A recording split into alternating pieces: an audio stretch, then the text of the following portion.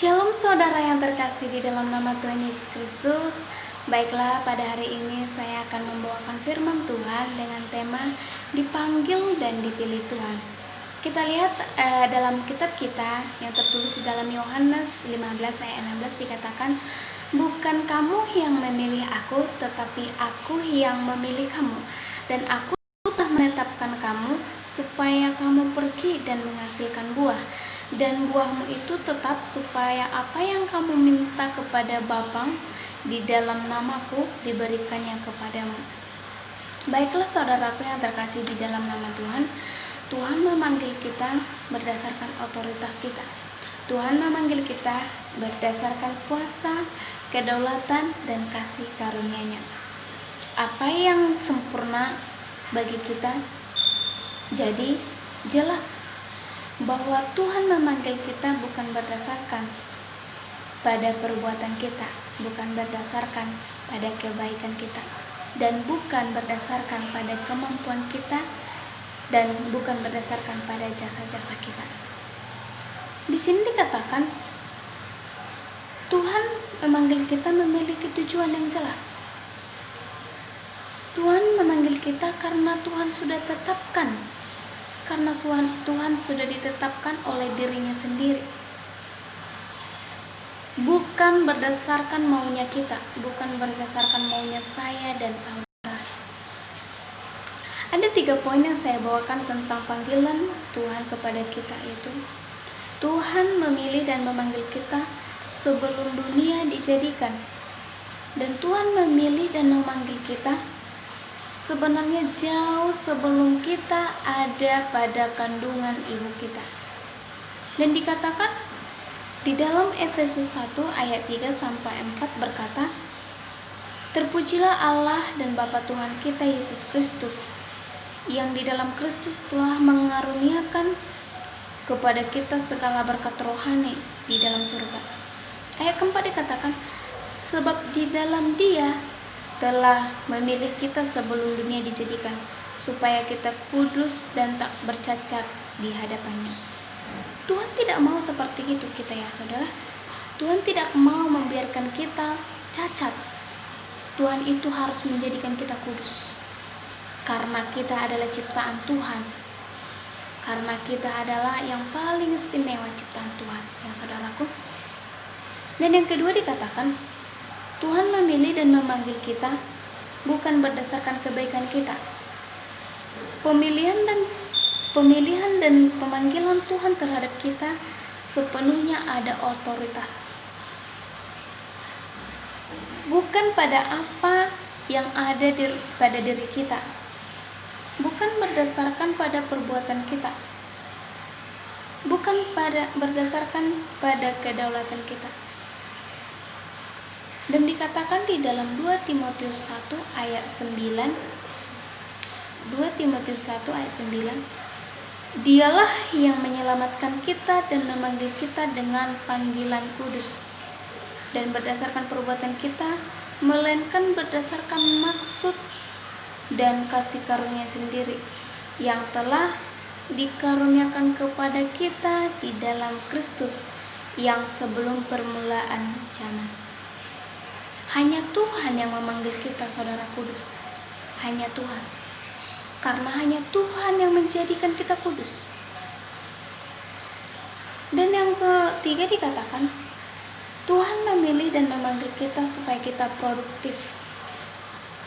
Tuhan memilih dan memanggil kita supaya kita memiliki tujuan. Kita memiliki tujuan yang jelas supaya hidup kita di bumi ini bermanfaat dan berguna saudara. Hidup kita bermanfaat dan berguna di dunia ini untuk sesama kita, bagi sesama kita. Dan dikatakan di dalam 2 Tesalonika 2 ayat 13-14 dikatakan, "Akan tetapi kamu harus saling mengucap syukur kepada Allah karena kamu saudara-saudara yang dikasihi Tuhan. Sebab Allah dari mulanya telah memilihmu untuk diselamatkan dalam roh yang menguduskan kamu dan dalam kebenaran yang kamu percaya." Untuk itulah Ia telah memanggil kamu oleh Injil yang kamu beritakan, sehingga kamu boleh memperoleh kemuliaan Yesus Kristus Tuhan kita. Katakan di sini, kita harus bersyukur, saudara. Kita ditekankan di sini bahwa hanya Tuhan yang menciptakan kita, yang memilih kita untuk diselamatkan. Maka memenuhi panggilan dan Tuhan itu, kita harus mempunyai cara. Kita harus di dalam diri kita itu apa yang perlu kita lakukan, saudara. Dan dikatakan di sini kita harus perlu mulai komitmen. Ada 4 komitmen yang ingin saya bagikan untuk saudara semua. Komitmen yang pertama yaitu untuk percaya kepada Tuhan. Bagaimana komitmen saya dan saudara? Bagaimana komitmen saudara untuk percaya kepada Tuhan? Yaitu taat kepada Tuhan. Gimana caranya taat kepada Tuhan? Taat kepada Tuhan itu adalah di mana kita berada, kita harus puji Tuhan. Dan 24 jam per hari kita harus mengandalkan nama Tuhan. Dan yang kedua, bagaimana komitmen kita untuk percaya kepada Tuhan, yaitu bersedia melayani Tuhan seumur hidup.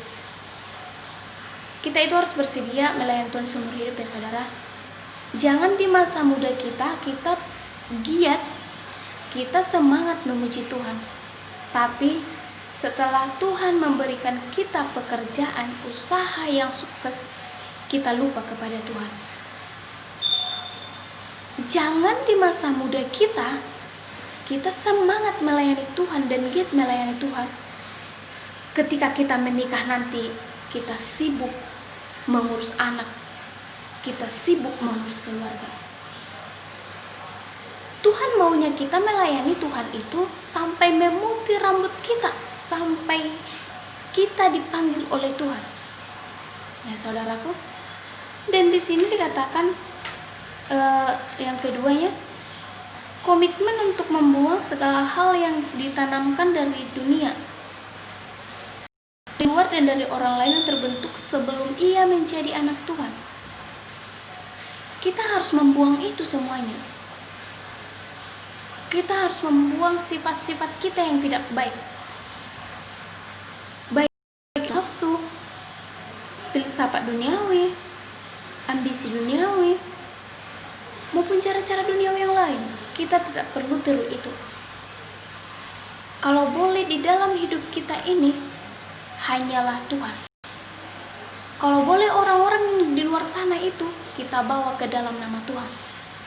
Ya saudaraku. Dan yang ketiga dikatakan komitmen untuk memperbaharui pikiran dan perasaan dengan firman Tuhan supaya kita hidup di dalam hadirat Tuhan. Bagaimana komitmen kita untuk memperbaharui pikiran kita? Pikiran-pikiran kita yang kotor ini kita harus buang. Segala perasaan kita yang tidak enak, segala perasaan kita yang mengganjal dalam diri kita buang. Kita harus fokus kepada firman Tuhan, ya saudara. Supaya kita hidup di dalam hadirat Tuhan. Supaya kita menghidupi apa itu yang namanya hadirat Tuhan. Dan yang keempat dikatakan komitmen untuk hidup di dalam kasih karunia, yaitu dengan menghargai apa yang sudah Tuhan berikan kepada kita. Kita harus menghargai apa yang sudah Tuhan berikan kepada kita, terutama talenta kita. Jika Tuhan sudah mempromosikan kamu, jika Tuhan sudah membuat posisi kamu sebagai pelayanan, Tuhan sudah membuat posisi kita sebagai pengkhotbah, baik itu WL, ASER, apapun itu yang sudah Tuhan berikan, kita harus menghargainya. Kita tidak boleh merasa tidak layak, ya saudara. Kita tidak boleh merasa pelayanan itu sepele. Jika kita sudah dipakai Tuhan, maka kita merasa bangga. Jika kita sudah dipakai Tuhan, kita harus bersyukur kepada Tuhan. Untuk itulah kita harus menghargai apa yang sudah Tuhan berikan kepada kita. Karena Tuhan telah memanggil dan memilih kita, saudara, karena dikatakan di dalam kitab kita banyak yang terpanggil tapi sedikit yang terpilih, ya saudaraku. Untuk itu marilah kita belajar bersama-sama saudara bagaimana pilihan dan panggilan Tuhan itu kepada kita. Di sini saya membawakan kesimpulannya, biarlah kita lakukan apa yang menjadi kehendaknya Tuhan bagi kita. Biarlah supaya Tuhan bukan saja memanggil kita, tapi Tuhan memilih kita juga. Kiranya hal ini menjadi berkat bagi saya dan saudara semuanya. Demikian bunyi firman Tuhan. God bless you. Shalom.